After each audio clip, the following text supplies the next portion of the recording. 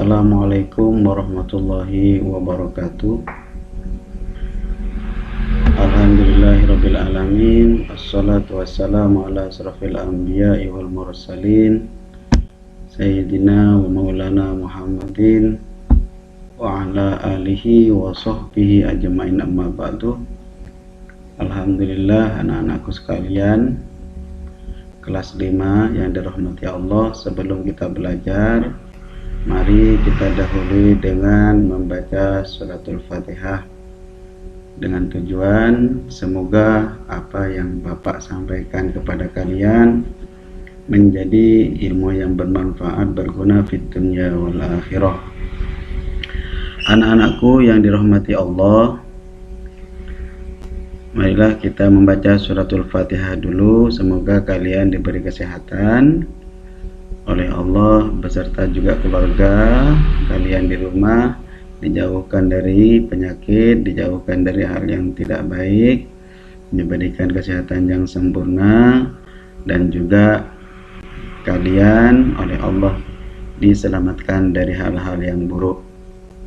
Wa ala hadina wa kullatin sholihah bisafati Rasulillah sallallahu alaihi wasallam. Al-Fatihah. A'udzubillahi minasyaitonir rajim. Bismillahirrahmanirrahim. Alhamdulillahirabbil alamin. Arrahmanirrahim. Maliki yaumiddin. Iyyaka na'budu wa iyyaka nasta'in. Ihdinas siratal mustaqim. Shiratal ladzina an'amta 'alaihim ghairil maghdubi 'alaihim waladdallin. Amin. Bapak mulai.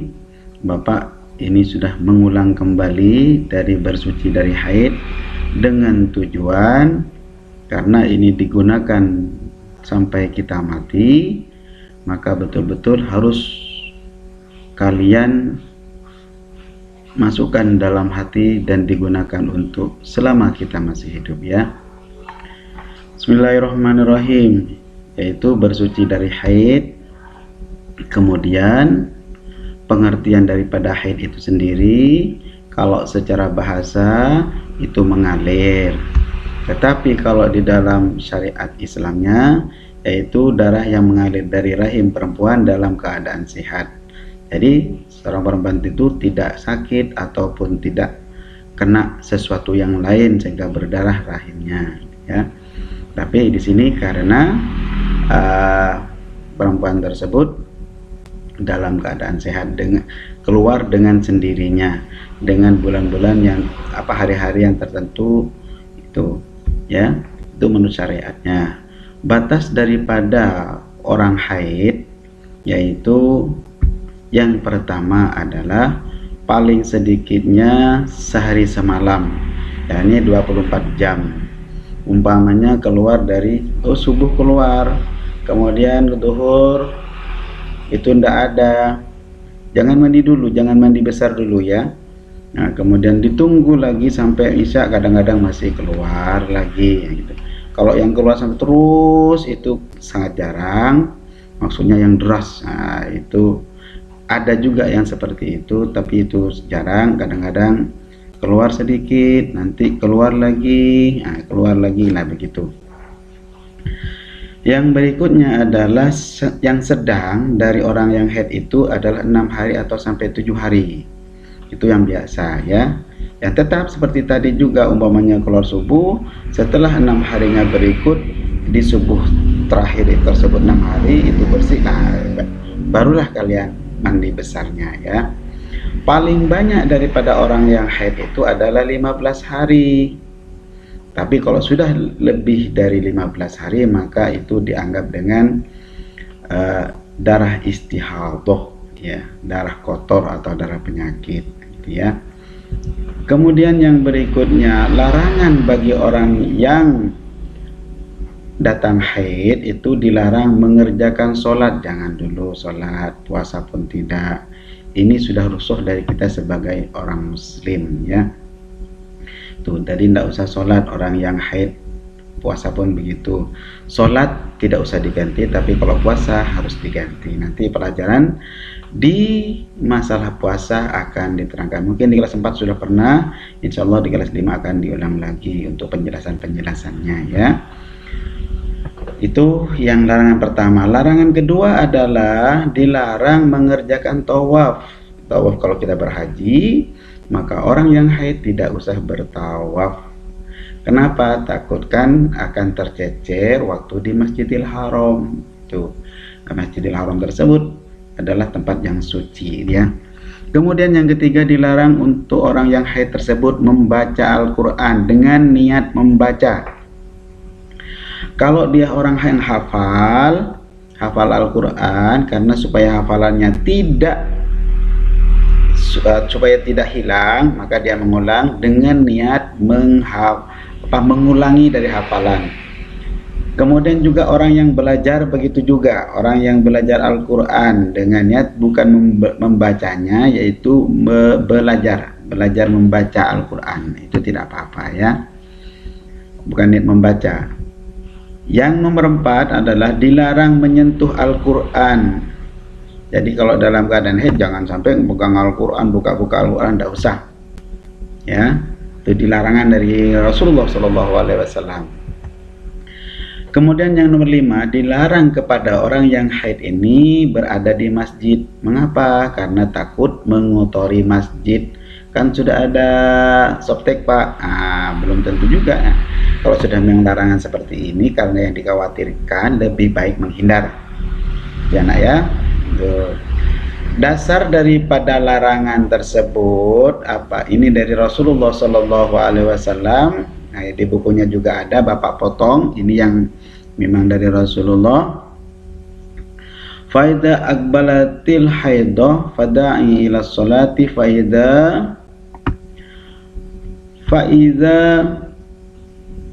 adbarat fasili fasolli, gitu ini jangannya fasolli ya, maka kalian sholatlah gitu. Kalau sudah di sini faida akbalatil haid, kalau sudah datang haid maksudnya fada'nya sholat, tinggalkan sholat ya. Wa idza adbarat, kalau sudah bersih haidnya tersebut, fausili, maka kalian mandilah. Di sini ada lanjutannya sebenarnya, fasolli, maka kalian sholat, maka engkau sholatlah. Ini ya, tuh dari haid tentang haid, dari hadis tentang haid. Banyak hadis-hadis yang lain, ini yang diberikan satu ya. Kemudian yang berikutnya, arti daripada hadisnya tersebut. Nah, di sini dijelaskan, apabila datang haid maka hendaklah engkau tidak mengerjakan sholat, dan apabila selesai masa haid hendaklah engkau mandi dan sholatlah ya. Tuh, sunnah sebelum dan sesudah haid. Yang pertama, sebelum mandi membersihkan najis dan kotoran yang ada di badan. Bersihkan dulu rigat-rigatnya, mungkin sudah berapa hari atau yang berkotek. Nah, dikerok dulu koteknya atau yang ditulis-tulisin badannya. Asal jangan bertato ya, jangan sampai bertato, karena tato itu tidak masuk airnya. Jadi kalau tidak masuk ya batal gitu ya. Kalau ada orang yang bertato jangan dicontoh, itu bukan Islami, bukan Islam. Ya, sebelum mandi bersihkan dulu najis dan kotoran yang ada di badan. Sebelum mandi juga berwudu dengan sempurna. Berwudu, enggak berwudu ya enggak apa-apa gitu kan. Langsung mandi, umpamanya bersihkan dulu najis-najisnya atau kotorannya baru langsung mandi. Meskipun tidak berwudu ya tidak apa-apa, kan sunnah Rasulullah, lebih bagus ya. Kemudian sebelum berwudu, sebelum mandi wajib tersebut atau mandi besar, membaca basmalah. Selesai membaca basmalah, membaca syahadatain. Syahadatain itu apa? Asyhadu an la ilaha illallah wa asyhadu anna muhammadar Rasulullah. Itu kalian baca ya.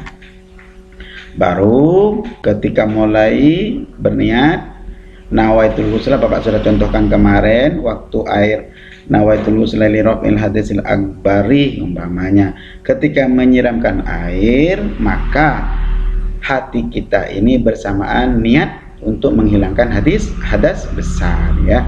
Tuh. Terus yang terakhir yaitu Ketika mandi mulailah dari kanan 3 kali dan kiri 3 kali. Umpamanya kepala ini kan satu, nah, yang kanan dulu, yang kanan ya, tuh 3 kali baru ke sebelah kiri. Ya, sebelum itu juga harus anak-anak bapak di dalam membersihkan haidnya tersebut. Di dalam membersihkan haid ini jangan sampai ada yang tidak terkena air. Pertama kan wajibnya itu kita niat, kemudian meratakan air ke seluruh tubuh. Ini sunnah-sunnahnya sudah.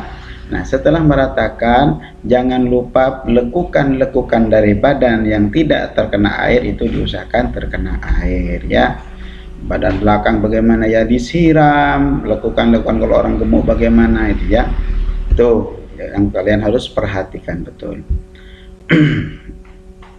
Nah, ini supaya kalian betul-betul memperhatikan bahwa inilah yang Rasulullah perintahkan kepada kita semua. Jangan sampai meninggalkan. Ketika niat bersamaan air yang mengalir ke tubuh, ya, itu diusahakan berbarengan dengan hati kita. Mulut waktu nawaitul ghusla li raf'il hadasil akbari umpamanya, waktu air langsung ketika menyiramkan, nah ini bersamaan dengan di dalam hati ya. Kemudian yang berikutnya, nah ini sudah Bapak minta tolong kepada kalian agar selalu mengerjakan kewajiban-kewajiban ini, jangan sampai terlupakan ya.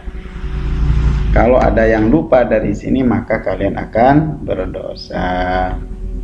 Oke, ini tugas terakhir dari bab ini. Kerjakan dari Bapak, yaitu tugasnya halaman 82. Halaman 82 Romawi 2, isilah titik-titik di bawah ini dengan benar ya. Halaman 82, halaman 82 nak ya. Halaman 82, isilah titik-titik. Ini kalian kerjakan di buku salamnya saja, di buku ini, kerjakan di buku ini, halaman 82 Romawi 2, halaman 82 Romawi 2. Ingatin itu ya. Tuh. Itu tugas terakhir dari Bapak. Insyaallah minggu depan kita ulangan ya. Nomor 1 sampai nomor 10 yang harus dikerjakan. Kita tolong nak ya. Itu betul-betul diperhatikan. Takut kalian itu tidak ada yang ngajari nanti di suatu hari sampai kamu dewasa. Kalau tidak diserap mulai sekarang, ilmu ini akan mengecewakan kepada kalian. Masa anak alim tidak bisa bermandi wajib? Nah itu ya. Demikian dari Bapak minta maaf. Insya Allah Bapak lanjutkan minggu depan dengan ulangan, yaitu ulangan tentang haid ini. Lebihnya Bapak minta maaf. Wassalamualaikum warahmatullahi wabarakatuh.